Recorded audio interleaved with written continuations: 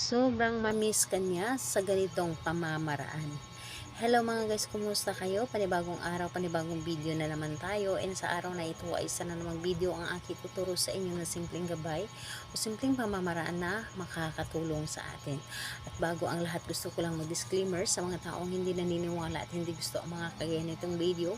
Please skip this video and maghanap kayo ng videos na gustong gusto nyo dahil ang video na ito ay para lamang ito sa mga taong naniniwala and gusto mag-try.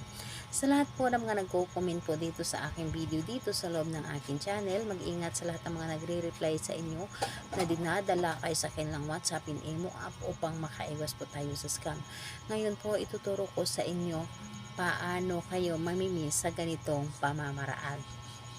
Ito ay pwedeng gawin sa parehas ang kasarian, babae ito babae, lalaki ito lalaki, and syempre naman sa ating babae at lalaki na mag-partner, and pwede mo itong gawin kahit na kayo ay magkalapit at magka-LDR sa isa't isa. Ngayon po, wala tayong dapat na ihanda kundi sarili lamang natin.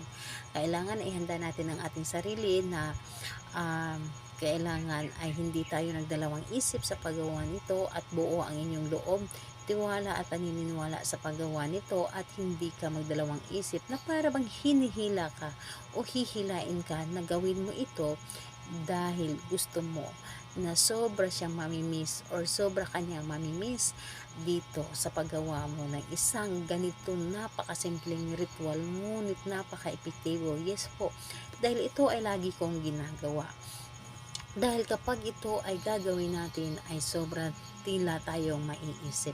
So ganito po, bago ka matulog sa gabi, yung kahit anong ginagawa mo or nakahiga ka or nakaupo ka pa lamang, ipikit mo lamang ang iyong mga mata. Ipikit mo lamang ang iyong mga mata, sabay iisipin mo ang inyong partner. Iisipin mo at ibulong mo sa iyong isip lamang. Ibulong mo sa iyong isip. Pangalan niya at apelyido, sobra-sobra mo akong mamimiss. Pangalan, apelyido, sobra-sobra mo akong mamimiss. So, 3 ulit mo lamang itong sasampitin ng pangalan niya at apelyido at sobra-sobra mo akong mamimiss. So, ayun po, sa pamamaraan na ganyan ay mamimiss ka niya at talaga namang kahit anong gawin niya ay talagang hindi siya mapakali at mababalisa siya dahil iniisip ka niya palagi. So napaka-epektibo nito and sobrang napakabilis nitong gumana, lalo na kapag kayo ay mag-aaway.